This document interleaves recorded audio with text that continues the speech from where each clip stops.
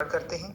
सबसे पहले जैसे मैंने आपको बताया था यूट्राइन फाइब्राइड्स के बारे में कि जो यूट्राइन फाइब्राइड्स होते हैं वो यहाँ पे होते हैं। इस पॉइंट के ऊपर अगर यूट्राइन फाइब्राइड हो जाए, अगेन समझा देता हूँ कि ये जो फेलोपियन ट्यूब की जो एंट्रेंस है यहाँ पे अगर यूट्राइन फाइब्राइड हो जाए तो फिर क्या होता है कि यहाँ से जो एग यहाँ से निकल के फिर इस तरह से यहाँ आता है, वो एग यहाँ और एग और यहाँ से जो स्पर्म आता है वो कनेक्ट नहीं हो पाते आपस में।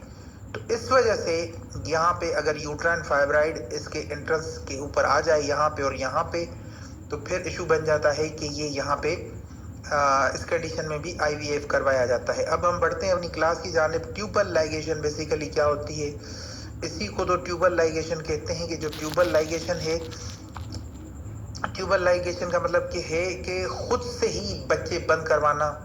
जो लोग खुद से बच्चे बंद करवाते हैं ट्यूबल लाइगेशन करवाते हैं, यानी यूट्रस के अंदर जो फेलोपियन ट्यूब्स होते हैं उनकी ट्यूबल लाइगेशन होती है। ठीक है, ट्यूबल लाइगेशन से ये होता है कि इनका मुंह बंद किया जाता है यहाँ से और यहाँ से फिर। ठीक है, फिर क्या होता है कि यहाँ से एग जो है प्रोड्यूस होके यहाँ तक नहीं पहुँचता और फिर यहाँ पे भी जो स्पर्म होते हैं वो यहाँ पे जब एग और स्पर्म का जो है कनेक्शन नहीं होता तो फिर फर्टिलाइजेशन नहीं होती। उसके बाद अगर ज़रूरत पड़ जाए तो उस कंडीशन में आईवीएफ फिर जो है लोग करवा देते हैं। बाज़ औक़ात किसी को 2 बेटे होते हैं, 1 बेटी होती है और उसके बाद वो ट्यूबल लाइगेशन करवा देते हैं। फिर उनको ज़रूरत पड़ती है कि भाई हमें 1 बेटा या 1 बेटी होनी चाहिए, फिर वो आईवीएफ करवा सकते हैं क्योंकि उनका जो वो जो है वो मजबूर हो जाते हैं औलाद के लिए, तो फिर वो करवा सकते हैं। ठीक है, क्योंकि जो नॉर्मल प्रेगनेंसी होगी वो अब नहीं होगी। अब आपने ट्यूबल लाइगेशन पेशेंट ने करवा दी है, यहाँ पे इसका जो मुंह है वो बंद करवा दिया है फ्लोपियन ट्यूब्स का, तो अब ट्यूबल लाइगेशन के बाद जो है अब नॉर्मल प्रेगनेंसी किसी भी सूरत नहीं हो सकती क्योंकि ट्यूबल लाइगेशन हो चुकी है।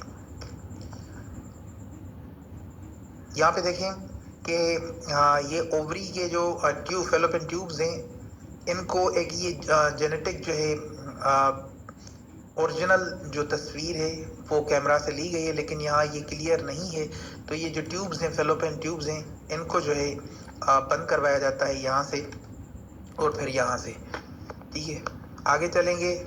यहाँ पे देखिए पहले ये ट्यूब सीधी थी, लेकिन अब इससे लाइगेट जो है करवाया गया है, तो यहाँ से ना एग का गुजर हो सकता है और ना स्पर्म का। यहाँ पे देखिए, थोड़ा मैं आपको मजीद वजाहत के साथ समझाने की कोशिश करता हूँ। ये पहले जो ट्यूब था इस तरह से था, यहाँ पे ये देखिए इस तरह से था, ये इस तरह से था ये ट्यूब। अब देखिए यहाँ पे ये पहले फेलोपियन ट्यूब था। अब क्या हुआ, इसके अंदर इसका जो मुंह है वो बंद करवाया गया है। यहाँ पे देखें, यानी इसको बोलते हैं ट्यूबल लाइगेशन। अब यहाँ पे जो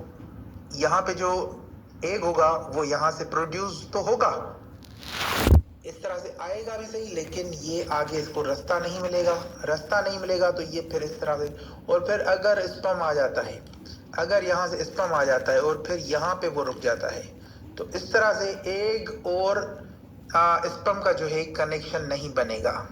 इस साइड पे एग जो होगा, इस साइड पे जो है स्पर्म होगा, तो इनका आपस में जो है कनेक्शन नहीं बनेगा। अगर कनेक्शन नहीं बनेगा तो फर्टिलाइजेशन नहीं होगी तो फिर प्रेगनेंसी नहीं हो सकती।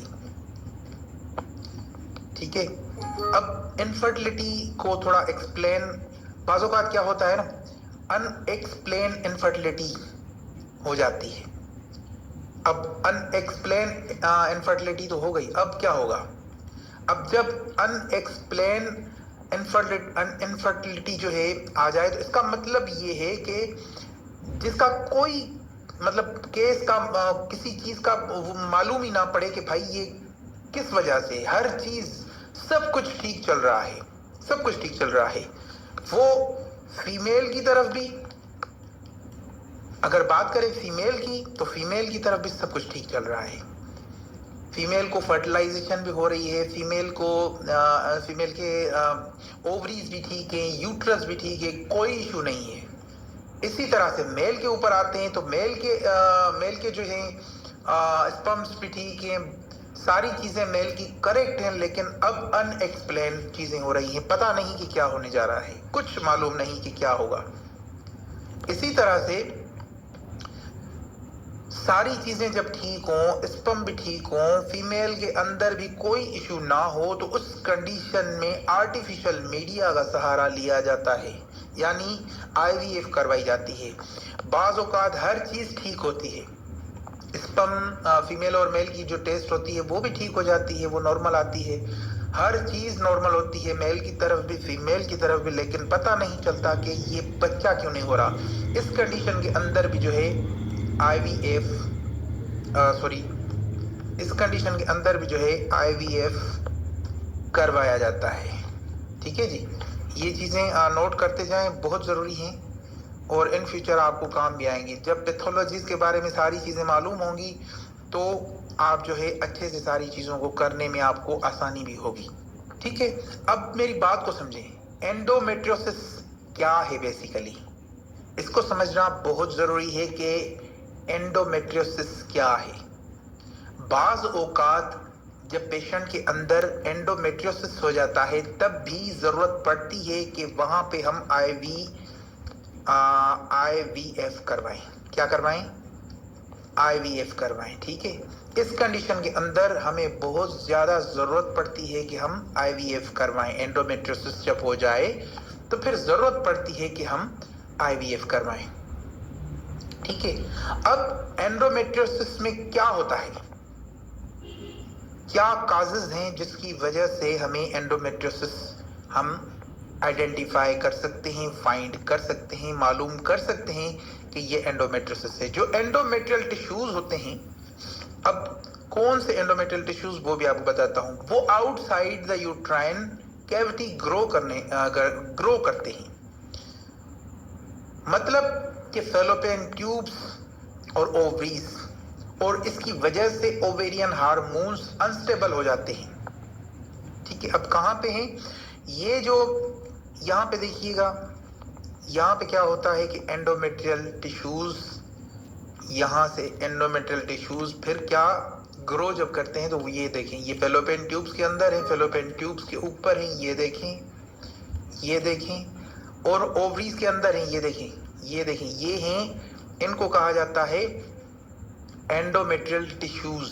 और ये देखें यूट्रस के भी बाहर, ये देखें किस तरह से इन्होंने पिचेस बनाई हुई हैं। देखें, ये सारे जो हैं ये एंडोमेट्रियल टिश्यूज काउंट किए जाएंगे। ठीक है, जब ये एंडोमेट्रियल टिश्यूज हो जाते हैं, मतलब कि फैलोपियन ट्यूब्स, ओवरीज, और उसकी वजह से ओवेरियन हार्मोन्स जो होते हैं, उनके बारे में मैं आपको बता रहा था कि वो बिल्कुल अनस्टेबल हो जाते हैं, और जब वो, जिसकी वजह से मतलब कि प्रेगनेंसी में बहुत ज्यादा असर पड़ता है, और प्रेगनेंसी नॉर्मल जो प्रोसेस होता है वो नहीं कर पाती। जहां पे ये कंडीशंस क्रिएट हो जाए तो नॉर्मल प्रेगनेंसी का तो सवाल ही पैदा नहीं होता, क्योंकि देखें, पहली बात तो ये जो ट्यूब है यहाँ पे देखें, बिल्कुल रास्ता देखें कितना कंजेस्टेड हो गया है, तो यहाँ से एक का गुजर हो ही नहीं सकता।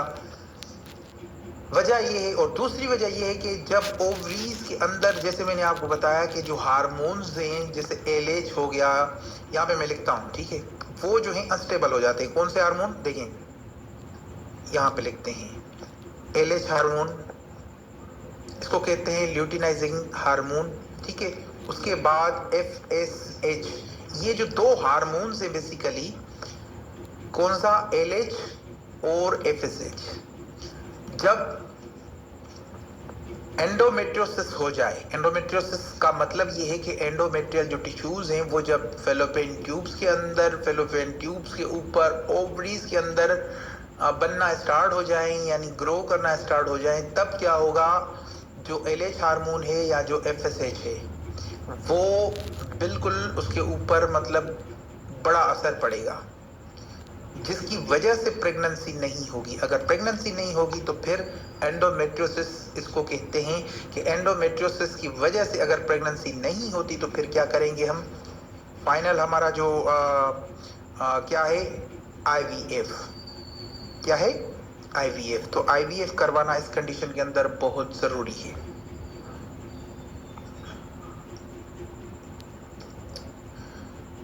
मल्टीपल बर्थ के बारे में बताना बहुत जरूरी है। IVF करने से पहले फीमेल को मेडिसिन दी जाती है, ठीक है, ताकि वो ओवरी के अंदर मल्टीपल जो मैच्योर एग्स हैं वो प्रोड्यूस हों। लेकिन देखिए नॉर्मल प्रेगनेंसी के अंदर क्या होता है, नॉर्मल प्रेगनेंसी के अंदर तो ये होता है कि एक जो है एग मैच्योर होता है, ठीक है। लेकिन इस कंडीशन के अंदर क्या होता है कि हमने मल्टीपल जो एग्स हैं वो प्रोड्यूस करवाने होते हैं। जब IVF का प्रोसेस होता है तो मल्टीपल एग्स जो है उनको प्रोड्यूस करवाना होता है। और जब मल्टीपल एग्स को हम प्रोड्यूस करवाएंगे, वो किस वजह से, रीजन क्या हो सकता है, वो रीजन मैं आपको बताता हूं।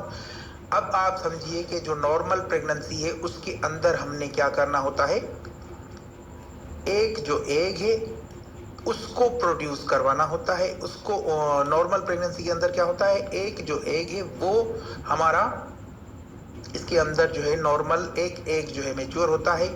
यहाँ पे हमने मल्टीपल जो एग्स हैं वो मैच्योर करवाने होते हैं। वजह क्या है, IVF करने से पहले जो फीमेल को मेडिसिन दी जाती है ताकि वो ओवरी के अंदर मल्टीपल एग्स जो है वो प्रोड्यूस हों। वैसे नॉर्मल एक वक्त में एक जो है मैच्योर होता है।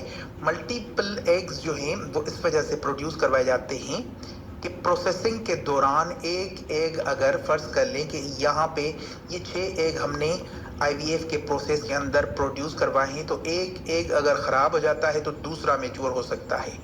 अगर ये 2 एग जो हैं वो ख़राब हो जाएंगे, फिर तीसरा हमारे पास ऑप्शन बचता है, ठीक है। अगर ये एग ख़राब हो जाता है तो हमारे पास ये ऑप्शन बचता है। तो ये बहुत सारे ऑप्शंस होते हैं हमारे पास, इसीलिए मल्टीपल जो बर्थ्स हैं वो हो सकते हैं, ठीक है।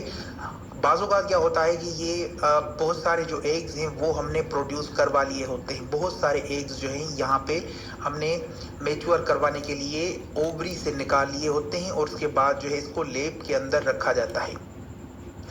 लेकिन इस कंडीशन के अंदर क्या किया जाता है कि ये देखें, यहाँ पे देखें, अगर एक एग मैच्योर नहीं होता तो दूसरे को मैच्योर कर लेते हैं, और अगर ये एक एग मैच्योर हो चुका है तो फिर इसको यूट्रस के अंदर छोड़ा जाता है ताकि ये ग्रो करे। अब ये एक जो है मैच्योर हुआ, इसको यूट्रस के अंदर छोड़ा, ये ग्रो करना स्टार्ट हुआ, बचते हैं ये 4। तो इन 4 को जो है फ्रीज किया जाता है लेब के अंदर, ताकि उसको अगर ये इसकी फर्टिलाइजेशन नहीं होती, यहाँ से कोई एग निकाल के उसको मैच्योर करके फिर जो है यूट्रस में छोड़ा जाएगा, ठीक है। लेकिन अगर मदर चाहें तो इसको सेल आउट भी कर सकते हैं, ये सेल भी हो जाते हैं, ठीक है। ये एक कानूनी जुर्म है कि ये इस तरह से मतलब एग को मैच्योर करवा के फिर सेल किया जाए। लेकिन बहुत सारे लोग होते हैं जिनको औलाद नहीं होती और वो अपने जो एग्स हैं वो सेल करते हैं। इस तरह से ये बाहर कंट्री